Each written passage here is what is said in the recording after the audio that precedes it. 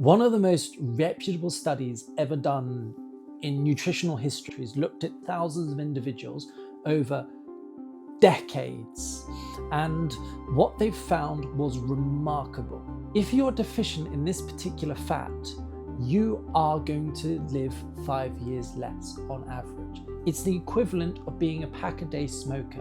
So if you combo it, you're deficient in this and you smoke a lot, then you're going to live 10 years less on average. Oil and water don't mix very well. They are immiscible. The body is 70% water, and yet the brain is 60% fat. And what is it about this fat within the brain that means that it doesn't separate from the body? And why does this specific fat, a very specific fat, allow you to think, to see, to imagine, and deficiency in it means that you don't live very well?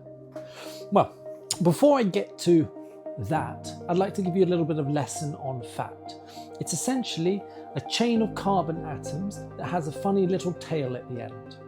And if it's saturated, you may have heard of saturated fats, this means that it's just straight. If it's unsaturated, it means it's got a little bit of a bend to it. And depending on where this bend is, will define its name. Now the name's quite important. And in order to contend with the name, we need to look back at the Greeks. The Greeks had the alphabet at the start, the alpha, and at the end, omega. And it's this omega that's important because it's at the end. And if the bend of the fat is at the end, we call it an omega fat, an omega fat. And these are essential. They are called essential fatty acids. They're essential fats because the body cannot make them, which means it has to find them from somewhere else.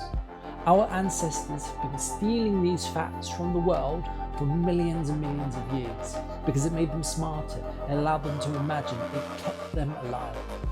The name of the fat will depend on where that bend is. The omega fats, the bend's at the end. If the bend's in the middle, they can stack kind of nicely on each other. Or if there's no bend at all, it can really stack nicely on each other. But if the bend's quite near at the end, then they don't stack so well and they float and flow over each other. And it's this fluidity that the brain adores. Because we want a fluid mind, we want an adaptable mind, and the fats in the mind need to be adaptable. Which omegas are healthiest for you? Ideally, we want omega-3s. They're the best, they're the most fluid. However, we can utilize some omega-6s and omega-9s. But we don't want too many of them, and certainly not in a bad ratio. You can get these from your seed oils, your plant oils. So where is the ideal one? Well, it comes from the ocean. Our ancestors have been stealing the omega-6s for their own use from the ocean for hundreds of millions of years. It might be why we settle near the ocean, because the ones that did lived better. They were more creative, they survived well. It comes from algae in the sea that absorb the sunlight that then produce the omegas. Larger organisms like krill and small little bugs eat this algae. They're herbivores of the sea, and then larger fish eat them, and then larger fish eat them. And so what you end up doing is getting a higher concentration. So you want to eat fish. The best sources from them are fish. They are.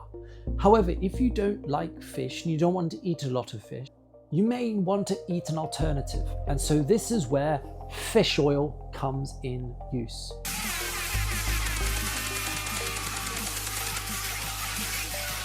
It's a hyper-concentrated version of the omegas, and take it like a supplement. And you can almost not have too much.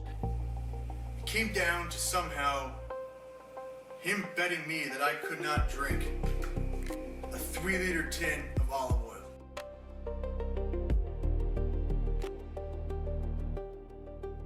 Have a tablespoon a day. Have 15 grams a day or 15 milliliters a day, and your body will thrive. It might be the best thing you can possibly do in terms of a nutritional thing you haven't added to your system yet. It's literally the building blocks of an adaptable, high-functioning brain and nervous system.